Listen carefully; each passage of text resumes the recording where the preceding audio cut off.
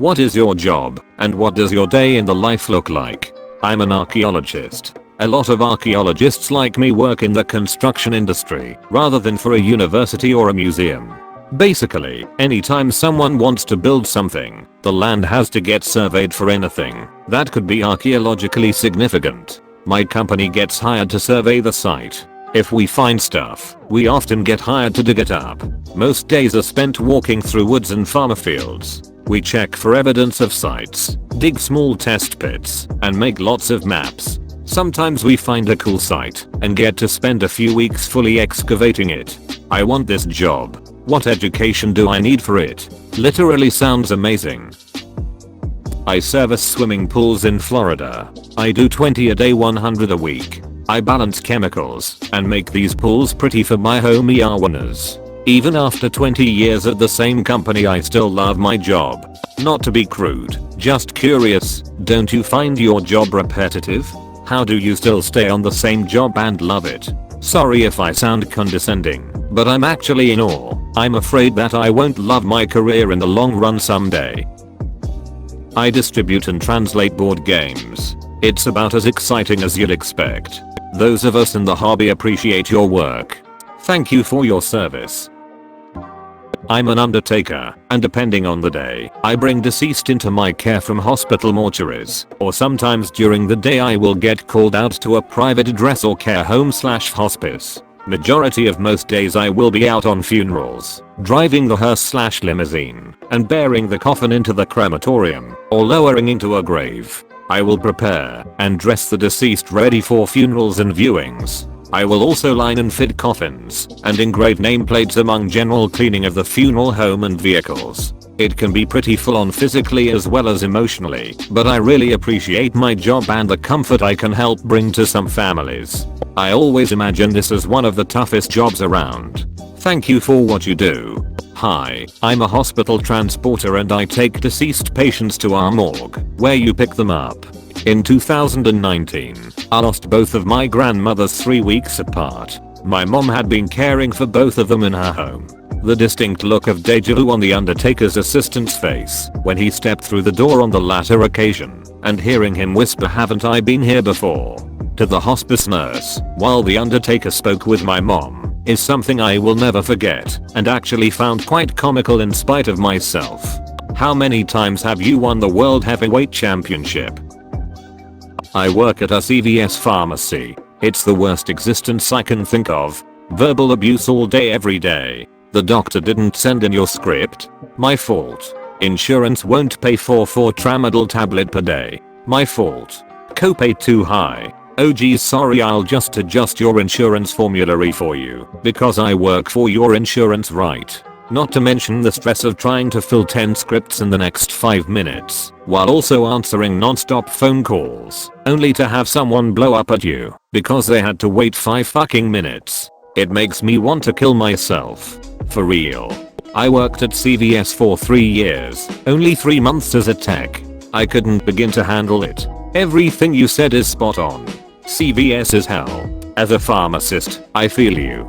That is why I quit. I have never met a happy pharmacist or pharmacy tech.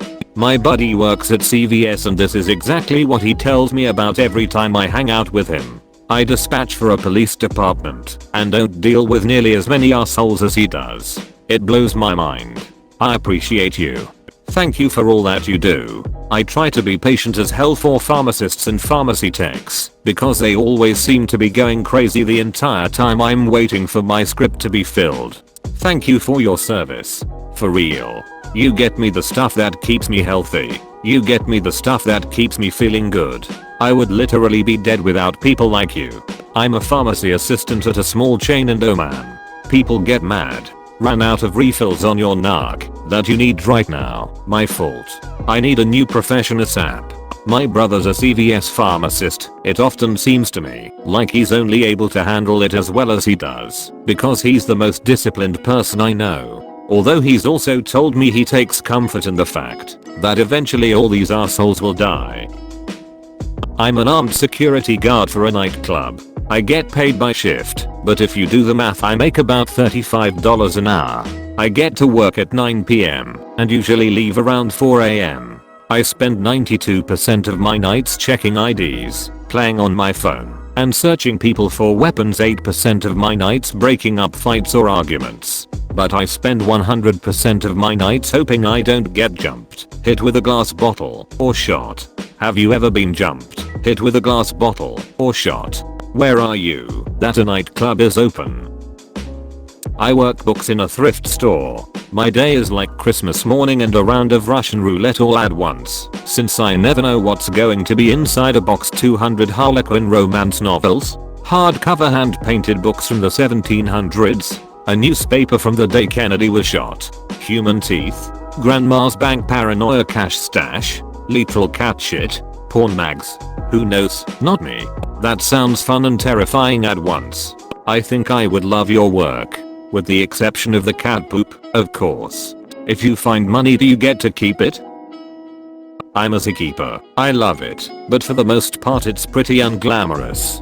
I spend 10% of my time talking to the public, 10% of my time playing with animals, 20% doing paperwork, and the other 60% is preparing food, or shoveling various forms of poop. And depending on the species, the poop can be easily 1000 times worse than dog or cow poop. I type this comment as I'm just getting home from a day of cleaning the otter enclosure, and my husband still won't enter the room with me even after a shower. I work at Costco. My average day is similar to this. I love otters, but an animal that has a high protein, low fiber, high fat, oily fish diet can't have great poops. This is a weird question, but what do you even do with all the poop? Like, I clean a litter box and put the poop in the dumpster, but what do you do with hundreds of pounds of poop? I had no idea that only 10% of zookeepers' time involved interacting with animals. The more you know.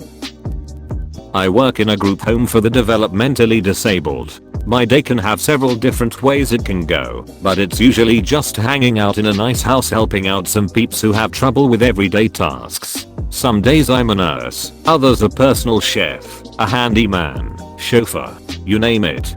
Same, and I love it. I work 24-hour shifts which involve sleeping in the house. I usually get woken up at 5 AM by a guy singing hallelujah at the top of his lungs. By 7 he's excitedly telling me that the sun is coming out, like it's the first time he's ever seen it. He's in his 70s. Someone might throw a mug at me, but every bit of challenging behavior is worth it for the times I make them smile or laugh, or push themselves to do something new. The downside is about half my day is taken up with paperwork, or talking on the phone to various professionals trying to get them better support.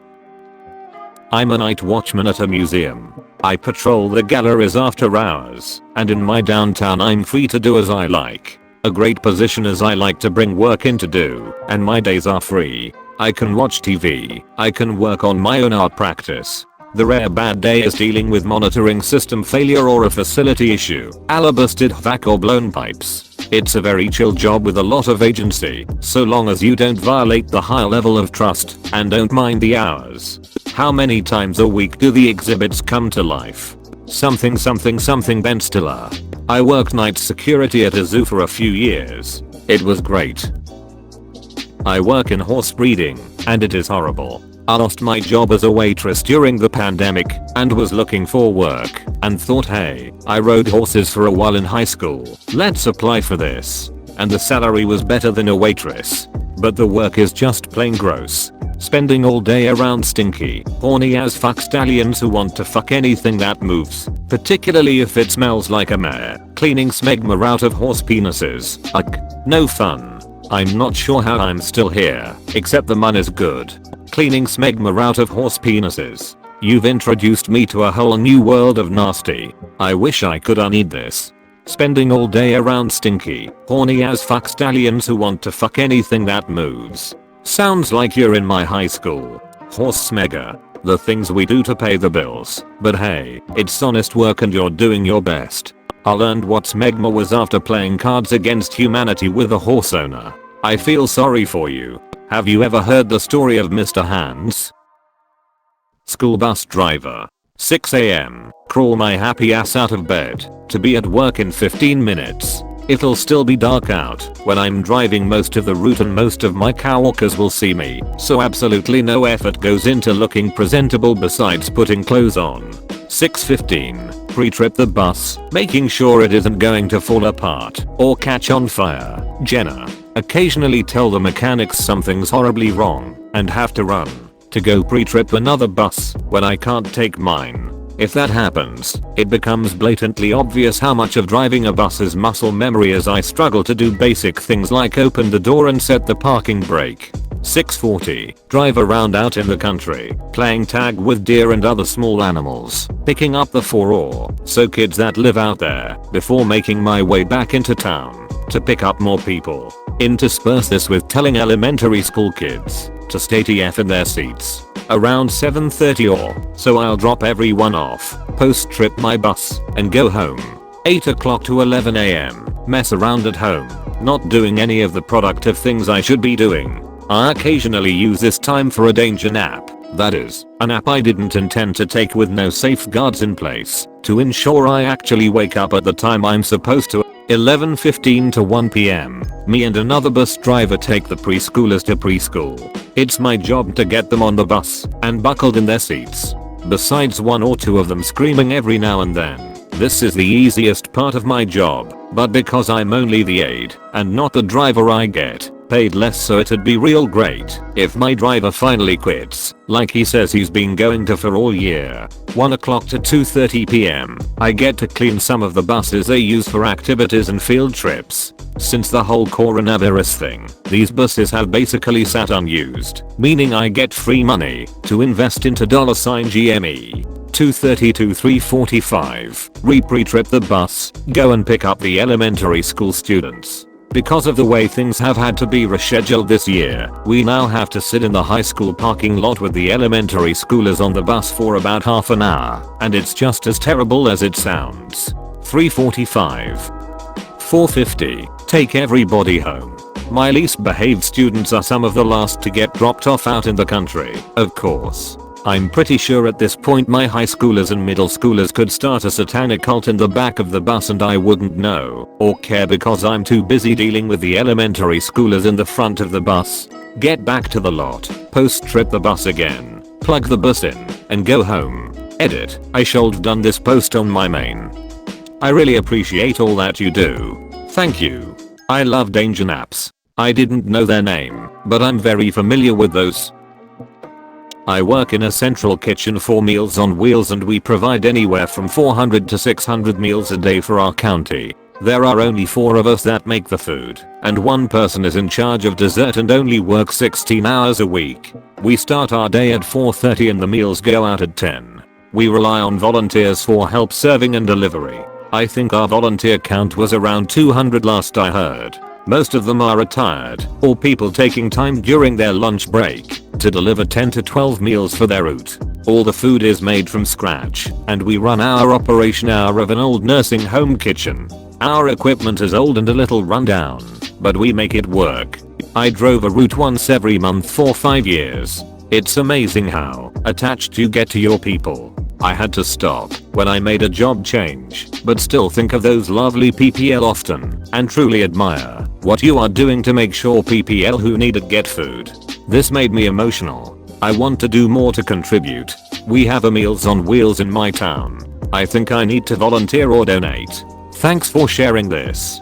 My fiance was a cook for Meals on Wheels in our area for a while. He loved that job, going into work every day knowing you're making a difference. And it helped that the people he worked with were wonderful. Train driver. I arrive and pick up my schedule card for the day. I read through it and see if there are any safety notices relevant for the day. I make my way to my train either departing from the station or depot, following the schedule for stopping pattern on that trip. Breaks are put as part of the schedule. Occasionally there are moments to snag a coffee here and there. There may be requirements to travel as a passenger depending on the work. Finishing up maybe taking a train back to home station and stabling there / being relieved by a driver or shunting into the depot. Man, driving trains honestly sounds like it could be pretty cool / fun. Thanks for watching. Hit the subscribe button and activate the notification bell for more videos. Also like the video if you enjoy it.